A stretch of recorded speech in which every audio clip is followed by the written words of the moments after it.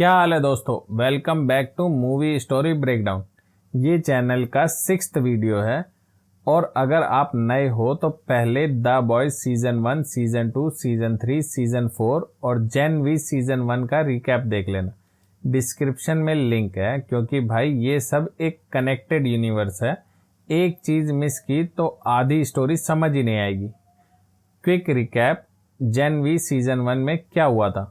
Mary, Jordan, एमा और Andre गडोल्किन university में एक underground facility the Woods expose करने की कोशिश करते हैं। केट और सैम जो विक्टिम थे विलन बन गए थे और होमलैंडर आया और मैरी को विलन डिक्लेयर कर दिया और ये 4 लोग एक सील्ड रूम में कैद हो गए, कहीं किसी को पता नहीं। और द बॉयज सीजन 4 के बाद दुनिया कैसी थी? मार्शल लॉ अप्लाई हो गया था। होमलैंडर इफेक्टिवली अमेरिका का रूलर था। न्यूमन मर चुकी थी। बुचर अकेला वायरस लेके भाग रहा था। एनी के पास कोई नहीं है, वो अकेली रेजिस्ट कर रही है। जेन वी सीजन 2 टाइमलाइन में द बॉयज सीजन 4 के बाद आता है और इस सीजन में गडोल्किन का एक और बड़ा राज खुलता है। एक ऐसा राज जो मैरी की पूरी आइडेंटिटी को तोड़ के रख देता है। चलो शुरू करते हैं। एपिसोड 1। सीजन 2 खुलते ही एक इम्पोर्टेंट चीज पता चलती है, एंड्रे एंडरसन मर गया है। हाँ, सीजन 1 का जो कैरेक्टर था मैग्नेटिज्म पावर वाला वो नहीं रहा। कैसे अभी नहीं पता, लेकिन वो मर गया है। एमा और जॉर्डन दोनों एल्मीरा सेंटर में कैद थे, एक फैसिलिटी जहां सूप्स को कंट्रोल किया जाता था। बेसिकली प्रिजन था और उन्हें वहां से निकालने का एक ही रास्ता था, केट डुनलुप के थ्रू डील करो। डील ये थी, वॉट का वर्जन ऑफ इवेंट सपोर्ट करो, जो वुड्स में हुआ वो होमलैंडर का नैरेटिव एक्सेप्ट करो, पब्लिक में कैमरे के सामने झूठ बोलो और आज़ाद हो जाओ। एमा और जॉर्डन राजी हो जाते हैं। बैक टू गडोल्किन यूनिवर्सिटी गार्जियन की तरह। गार्जियन वही टाइटल है जो सीजन 1 के एंड में केट और सैम को मिलता था। अब एमा और जॉर्डन भी उसी केज में हैं और सिर्फ केज गोल्डन है। गडोल्किन में नया डीन आया है, साइफर, शार्प, कैलकुलेटेड और तुरंत केट को टास्क देता है मैरी मॉर्यू को ढूंढो, क्योंकि मैरी एल्मीरा से भाग निकली है। वो आज़ाद है और खतरनाक है वोट के लिए। एमा को कुछ खटकता है साइपर के बारे में, वो पहचानती है उसे। वो एल्मीरा स्टाफ में था लेकिन प्रूफ नहीं है कोई। उधर मैरी भाग रही थी और वो ढूंढ रही थी अपनी छोटी बहन एनाबेथ को, जो सीजन 1 से एक कमजोरी थी मैरी की। मैरी रास्ते में पैट्रियट से टकराती है, एक ग्रुप एनकाउंटर होती है और फिर एक फाइट डॉग नॉट नाम के सूप से। मुश्किल में थी मैरी। तब आती है एनी जनवरी स्टारलाइट, वही एनी जो द बॉयज सीजन 4 में अकेले रजिस्ट कर रही थी। एनी मैरी से एक काम मांगती है, ओडेसा प्रोजेक्ट एक्सपोज करने में हेल्प करो। थॉमस गडोल्किन यूनिवर्सिटी के फाउंडर का एक सीक्रेट प्रोजेक्ट था। एनी उसे समझाना चाहती है। मैरी रिफ्यूज करती है, अभी नहीं, बहुत कुछ चल रहा है। एमा और जॉर्डन मैरी को ढूंढ लेते हैं वीडियो से और मिलते हैं। टेंस एनकाउंटर है और तब केट आती है। फॉलो कर रही थी उन्हें। केट मैरी पर पावर्स यूज करने की कोशिश करती है, लेकिन जॉर्डन केट को सीरियसली इंजर कर देता है, छोड़ देता है उसे वहीं पर ही और तीनों चले जाते हैं। केट अकेली पड़ती है। एपिसोड 2। मैरी वापस गडोल्किन आ जाती है एमा और जॉर्डन के साथ। केट कोमा में है उस एनकाउंटर के बाद। एमा एक डार्क सजेशन देती है, उसे मार देते हैं। प्रैक्टिकल नहीं था, इमोशनली वो स्टिल कोमा वाली सिचुएशन में फ्रोजन थी। सैम जो केट से कनेक्टेड है वो हॉस्पिटल जाता है मिलने। केट एक नर्स के थ्रू कम्युनिकेट करती है, एमा का नाम लेती है और फिर केट की अनस्टेबल पावर नर्स को पागल कर देती है। केट का एग्जिस्टेंस ही अब एक डेंजर है, वो कंट्रोल नहीं कर पा रही खुद पर। पोलैरिटी, एंड्रे का बाप वापस यूनिवर्सिटी आता है प्रोफेसर की तरह। वो जानना चाहता है बेटे को क्या हुआ, उसकी डेथ कैसे हुई। एमा के साथ मिलके इन्वेस्टिगेट करना शुरू करता है। उधर साइफर क्लास लेता है, सूप्स की पावर एनहांस करो। जॉर्डन और मैरी क्लास में हैं। जॉर्डन मैरी से कन्फर्ट करता है एंड्रे के बारे में, तूने उसकी डेथ प्रोसेस नहीं की। टेंशन, लेकिन बाद में दोनों रिकॉन्साइल कर लेते हैं, इंटीमेट भी होते हैं, रिलेशनशिप आगे बढ़ता है। एमा और पोलैरिटी साथ इन्वेस्टिगेट करते करते एक हिडन रूम ढूंढ लेते हैं। अंदर नाजी आर्टिफैक्ट, रिकॉर्ड, एक प्रोजेक्ट की डिटेल। ओडेसा इन्फेंट का एक ग्रुप था। सब एक्सपेरिमेंट्स के शिकार थे, सब मर गए एक्सेप्ट एक। एमा मैरी और जॉर्डन को बुलाती है और बताती है मैरी वो ओडेसा है, वो ही एक सर्वाइविंग इन्फेंट है। मैरी, जिसे लगता था वो एक रैंडम ऑर्फन है जिसके पेरेंट्स का एक्सीडेंट हुआ, वो एक्सीडेंटली वोट का एक्सपेरिमेंट है, लैब में कंसीव्ड एक प्रोजेक्ट का प्रोडक्ट। पूरी आइडेंटिटी एक सेकंड में हिल जाती है। और एपिसोड के एंड में केट कोमा से जागती है एक रूम में, आसपास डेड स्टाफ मेंबर। साइफर अंदर आता है। एपिसोड 3, मैरी अपना पास्ट ढूंढती है। एक कॉन्टेक्ट मिलता है, पैम, उसके पेरेंट्स की दोस्त। मैरी पैम से मिलती है और जो पता चलता है वो और भी डिवास्टेटिंग है। मैरी एक वोट लेबोरेटरी में कंसीव की गई थी, नेचुरली नहीं, आर्टिफिशियली, एक एक्सपेरिमेंट के लिए। और ये एक्सपेरिमेंट डिज़ाइन किया था साइफर ने, डॉक्टर गोल्ड के एलाइस ने। मतलब साइफर, वही नया डीन जो अभी गडोल्किन में है, वो मैरी का क्रिएटर है लिटरली। पैम ने एनाबेथ को राइज किया था मैरी के बाद, और वो मैरी को एनाबेथ से मिलने से रोकती है, सेफ्टी रीजंस। एनाबेथ नहीं जानती कि मैरी ढूंढ रही है उसे। यूनिवर्सिटी में केट वापस आती है, लेकिन अलग है वो, पावरलेस लगती है मोस्टली। वो वोट को अपने साथ जो हुआ वो रिपोर्ट करना चाहती है, अपना असॉल्ट। साइफर रिफ्यूज करता है पब्लिक इमेज प्रोटेक्ट करने के लिए। सैम ट्रॉमा में है, सीजन 1 में जो हुआ वो गिल्ट है उसे। वो केट को कहता है मुझे फिर से अपैथेटिक बना दो, इमोशंस फील नहीं करना चाहता मैं। केट अब खुद पावरलेस है प्रॉपरली, वो नहीं कर सकती। सैम कंट्रोल खोता है, अपना डॉर्मेट्री डिस्ट्रॉय कर देता है। जॉर्डन आता है, काम करता है उसे। दोनों के बीच में एक बॉन्ड बनता है, अनएक्सपेक्टेड लेकिन जेन्युइन। जॉर्डन यूनिवर्सिटी का टॉप रैंक्ड स्टूडेंट बन जाता है या जाती है, पब्लिक स्पॉटलाइट में आ जाता है या जाती है। एमा एक रेजिस्टेंस में ज्वाइन करती है, होमलैंडर की रेजिम के अगेंस्ट, हाइपर और एली के साथ, अंडरग्राउंड और डेंजरस। और फिर एक पब्लिक स्पीच। जॉर्डन कैमरे के सामने आता है, सच बोलता है, एंड्रे की डेथ रिवेल करता है, स्टारलाइटर्स को डिफेंड करता है, एडमिट करता है कि केट पर अटैक हुआ था और वो गलत था। स्टूडेंट्स का रिएक्शन, बूइंग, जीरिंग। सच्ची बात बोलने की यही सजा है।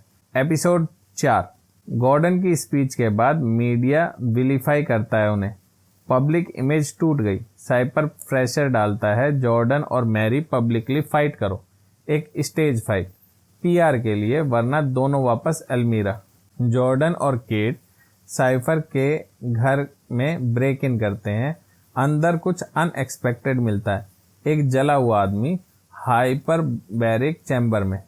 कौन है वो अभी नहीं पता। साइफर मैरी को ट्रेन कर रहा था पावर एनहेंस करने के लिए। और एक शॉकिंग बात बताता है, ओडेसा प्रोजेक्ट का गोल था एक ऐसा सूप बनाना जो होमलैंडर से भी ज़्यादा पावरफुल हो।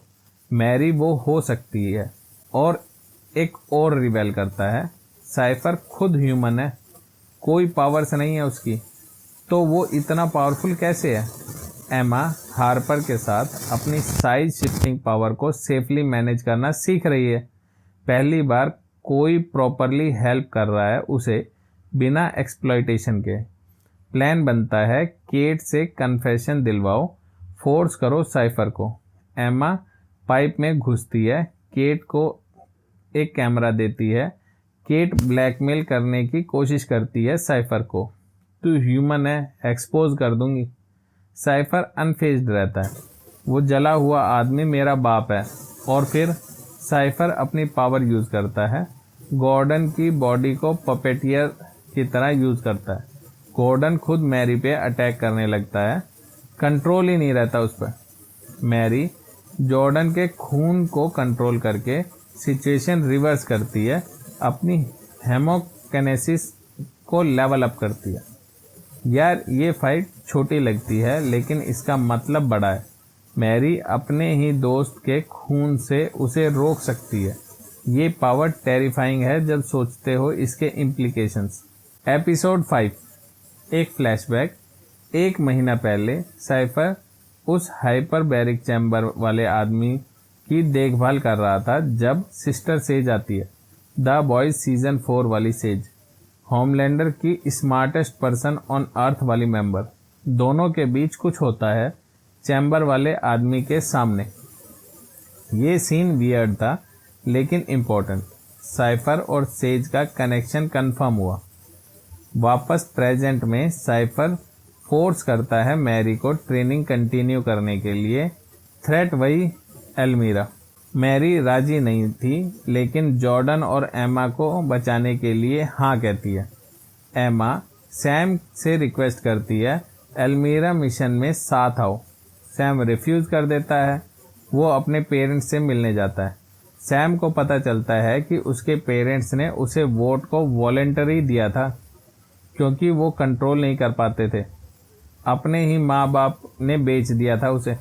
सैम का रिएक्शन वायलेंट होता है। बाप को एक्सीडेंटली इंजर कर देता है लेकिन बाद में माँ से एक ऑनेस्ट कन्वर्सेशन होती है। सैम एक्सेप्ट करता है मेरी इंस्टेबिलिटी इनेट थी, कंपाउंड वी की वजह से नहीं आई थी मुझे। सेल्फ एक्सेप्टेंस का एक पेनफुल मोमेंट था।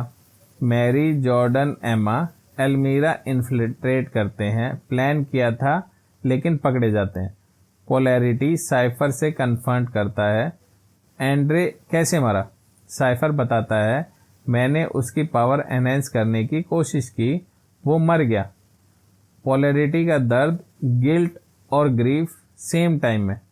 फिर उसे सीजर आ जाता है और तब साइफर एक न्यूक्लियर बॉम्ब जैसी खबर देता है।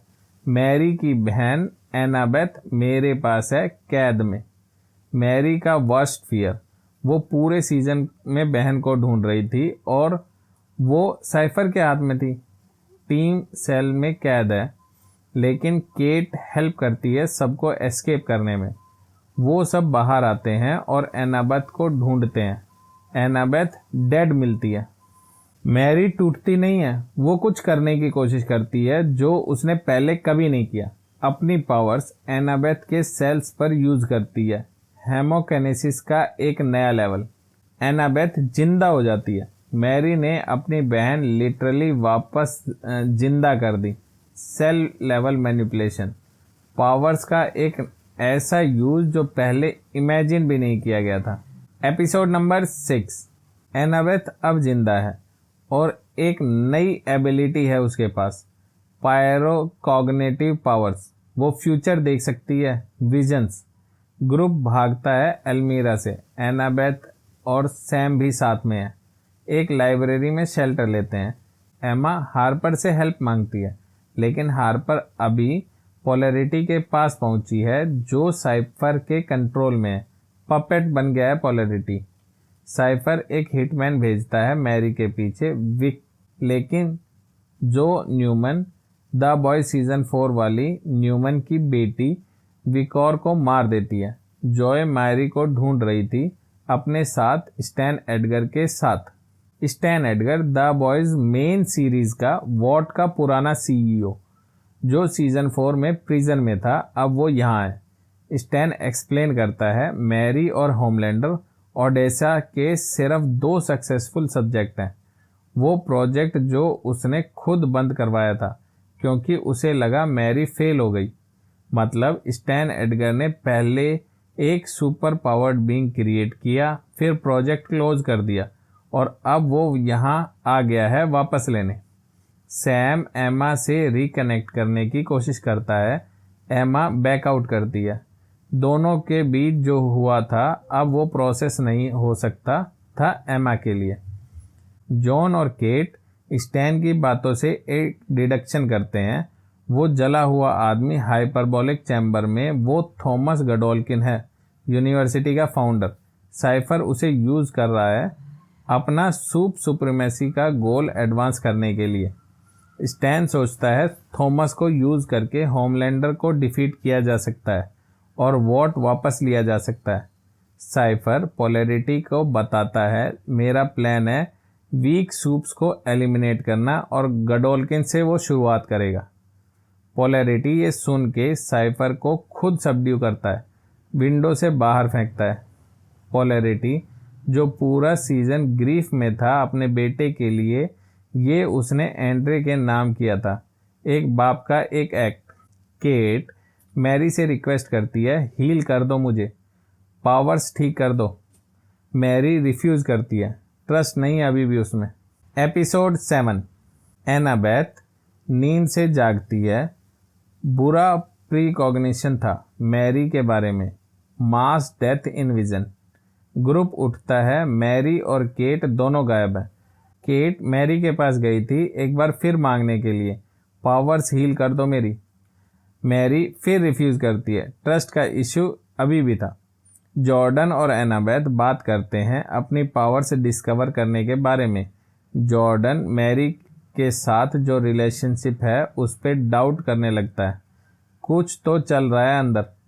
मैरी और केट साइफर के घर जाते हैं थॉमस को ढूंढने, लेकिन वहाँ मिलता है पोलैरिटी।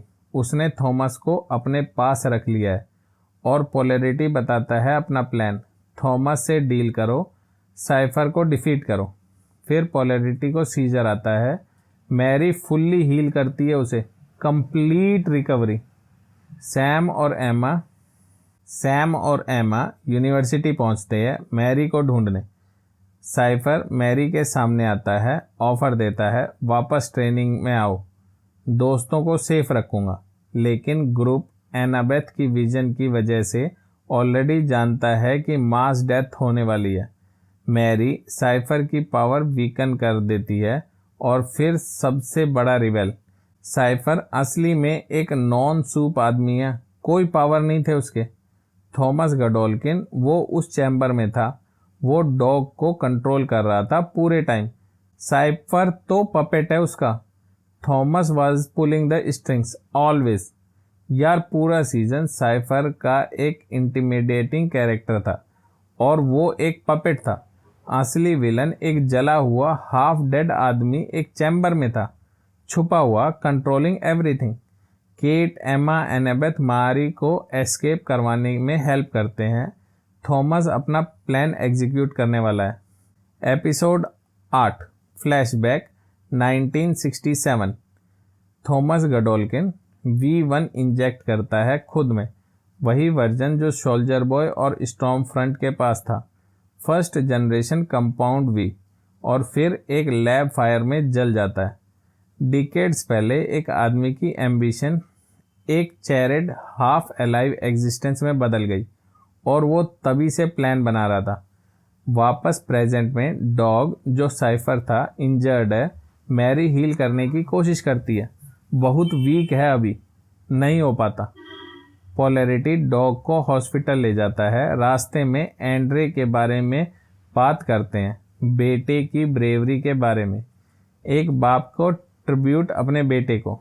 और तब ब्लैक नेओर 2 अटैक करता है, डग मार दिया जाता है, पोलैरिटी कैप्चर हो जाता है। मैरी केट को हील करती है, ट्रस्ट फाइनली आ जाता है, रिकॉन्सिलिएशन होता है। थॉमस एक सेमिनार प्लान करता है गडोल्किन के स्टूडेंट्स के लिए। आइडिया ये है वीक सूप्स आइडेंटिफाई करो, उन्हें एलिमिनेट करो और अपनी पावर एनहेंस करो। यूज़ करना चाहता है स्टूडेंट्स को मैरी को कंट्रोल करने के लिए और फिर होमलैंडर को। थॉमस सोचता है होमलैंडर की वजह से सूप्स की डिक्लाइन हो रही है दुनिया में, वो इसे फिक्स करना चाहता है अपनी तरह से, ब्रूटल यूजेनिक्स स्टाइल तरीके से। सेज जो थॉमस के प्लान का पार्ट थी डिसएग्री करती है। कुछ तो बचा है उस वुमन में, वो सीक्रेटली पोलैरिटी को फ्री करती है। मैरी सेमिनार में पहुंचती है, बाकी ग्रुप ब्लैक होल वोट की फैसिलिटी में घुसता है। अंदर हार्पर थॉमस को कंट्रोल करती है। थॉमस सबड्यू हो जाता है, स्टूडेंट्स को इवैक्यूएट किया जाता है, लेकिन थॉमस एक बार मैरी को कंट्रोल कर लेता है। उसे अपने ही दोस्तों पर अटैक करने के लिए बोलता है। वो करती भी है ब्रीफ मोमेंट के लिए। पोलैरिटी थॉमस का कंट्रोल तोड़ता है मैरी से और फिर मैरी थॉमस को मार देती है। डिकेड्स की प्लानिंग, एक चैरिड एग्जिस्टेंस, एक यूजेनिक्स ड्रीम, सब खत्म। पोलैरिटी बाद में सबसे बोलता है भाग जाओ, मैं यहाँ रहूँगा, स्केप गोट बनूंगा। पोलैरिटी खुद सरेंडर करता है ताकि ये लोग आज़ाद रह सकें।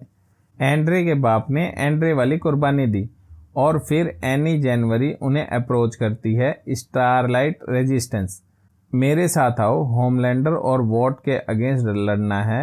ए ट्रेन भी है हमारे साथ। मैरी, जॉर्डन, एमा, सैम, केट, एनाबेथ अब एनी की रेजिस्टेंस का हिस्सा हैं। सीजन खत्म। भाई जेन वी सीजन 2 ने कुछ चीज़ें प्रूव की। पहली, मैरी एक एक्सीडेंट नहीं थी, वो एक डिज़ाइन थी। Odessa, conceived in lab, raised to be something bigger. और अब वो जानती है ये नॉलेज एक कर्स है और एक वेपन, दोनों। दूसरी, थॉमस गडोल्किन यूनिवर्सिटी फाउंडर एक मॉन्स्टर था जो डिकेड से छुपा था अपनी ही क्रिएशन के अंदर, आइडलिज्म के नाम पे यूजेनिस। तीसरी, हर सीजन एक कैरेक्टर खो देती है। सीजन 1 में लूक, सीजन 2 में एंड्रे और डग और थॉमस।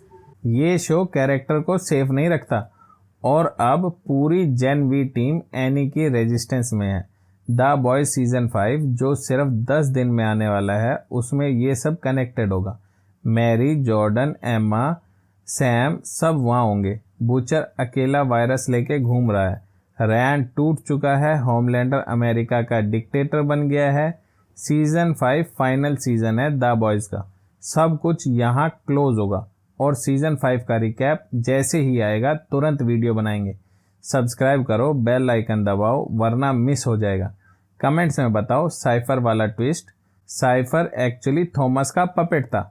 ये सोच के कब रियलाइज हुआ कि कुछ तो गड़बड़ है, या कंप्लीटली ब्लाइंड साइडेड हुआ? मैं जेन्युइनली जानना चाहता हूँ।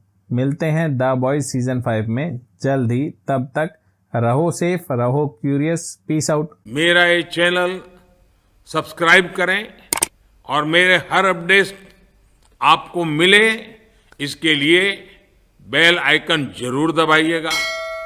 आप सभी को मेरी ढेर सारी शुभकामनाएं।